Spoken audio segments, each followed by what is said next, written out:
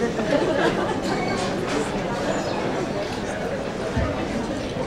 evening. It's my pleasure to welcome you all to the launch of one of Westland's most exciting titles in 2011, Chanakya's Chant.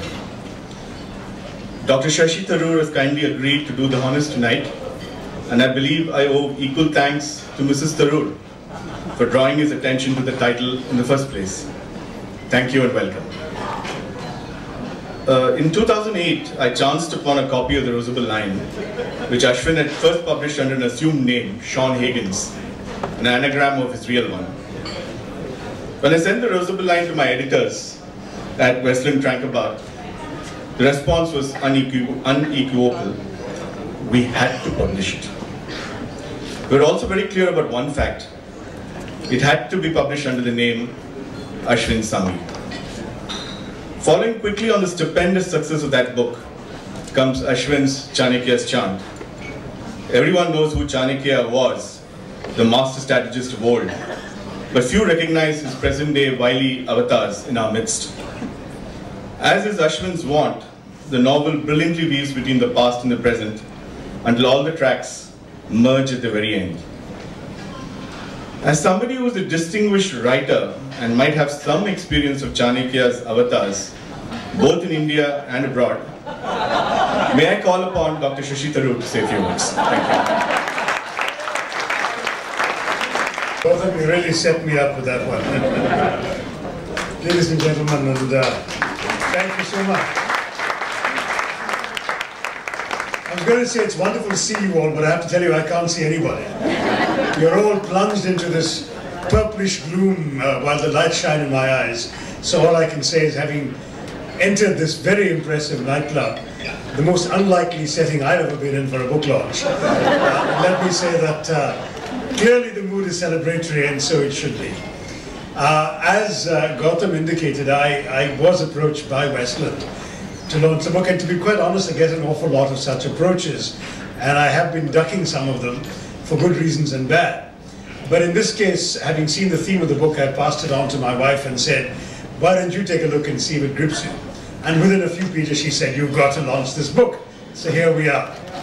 I have got to confess that I'm less than halfway through it, because I simply hadn't been able to get to it sooner, but I'm utterly enthralled. It's a delightfully interesting book. It's a gripping read. I thought the trailer actually did justice to it. Mind you, it's not very often that books have trailers. The only other example I know of is also a Western book. Amish has published The Immortals of Meluwa, and he also has a trailer.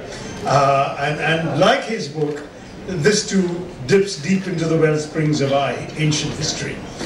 What I'm finding fascinating about both these writers, and I've read a little more of Amish than I had of Ashwin, though I intend to read both thoroughly and read everything they write, is that first of all, they have brought a fresh, exciting new voice to contemporary Indian writing, and have done so by dipping into the lived reality of our country's experience and the myths, the legends, the history that really matter to Indians.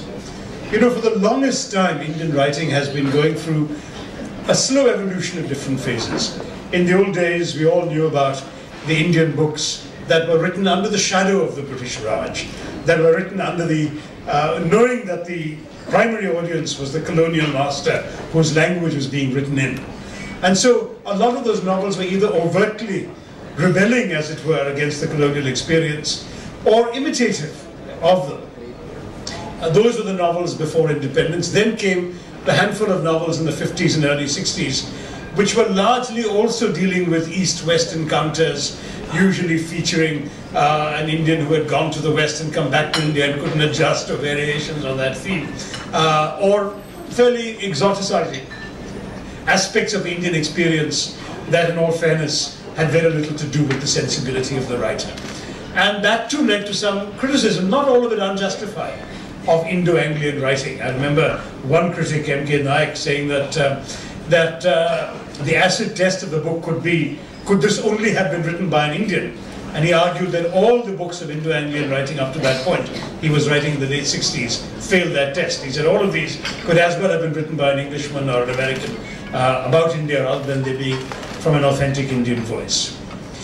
The next major transition occurred, I would say, with Salman Rushdie's Midnight's Children and the injection of an explicitly Indian voice into English language writing. The smuggling, as it were, of Indianness past the immigration inspectors of English literature. And that has been followed through by an entire generation, I suppose one can call it my generation, of writers, those born in the first decade or decade and a half after independence, who have achieved a fair amount of international and national attention, but whose concerns are still, broadly speaking, in many ways global in their approach, rooted in India, but very much influenced by global literary canons, by the sensibilities and interests of an international mindset and an international reading public. Now we have a totally new phenomenon. We are seeing young writers emerge who are writing almost as if they don't care if anybody abroad reads them.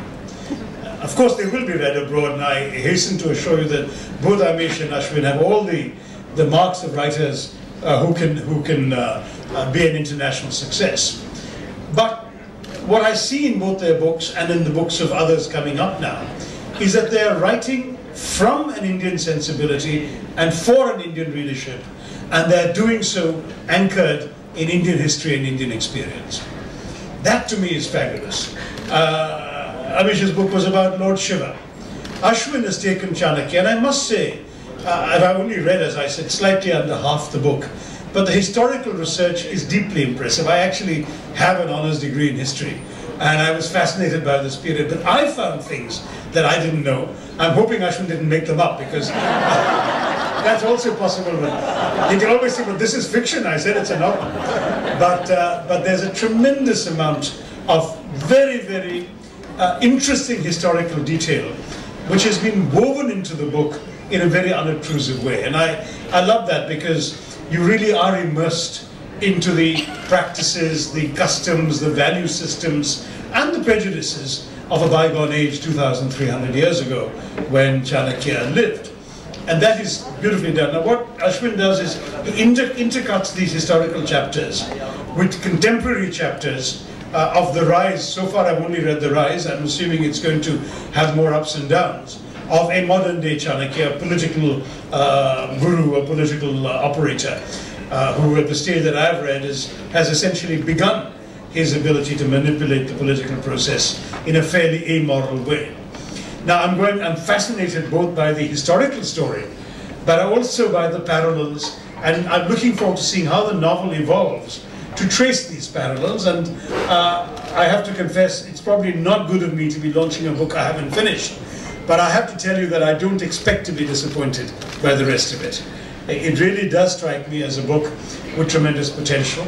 And what is more, I'm excited about the fact that Indian readers can now have English language best-selling material available to them, page-turning books that they can read with pleasure, which at the same time will impart something of the knowledge of our own traditions and history, our own past, as well as some of the lived reality of our present.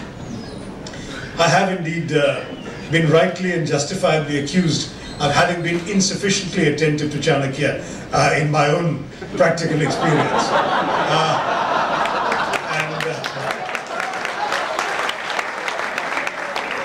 I'm hoping that Ashwin will help me make up for that.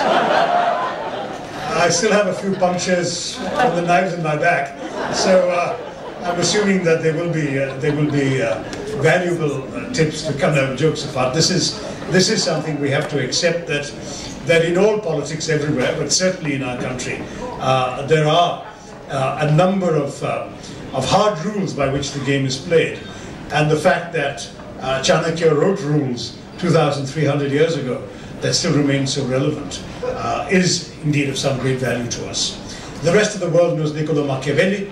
I've read Machiavelli, whose writings in fact are more slender than Chanakya's, and a good deal less detailed. And I must say, I've often felt that Machiavelli had laid his hands somewhere on some sort of smuggled translation of Chanakya, because he wrote a good 1800 years after Chanakya, and a lot of what he says echoes, insights, approaches, and frankly sort of unprincipled, amoral, but ruthlessly efficient approaches that Chanakya first pioneered.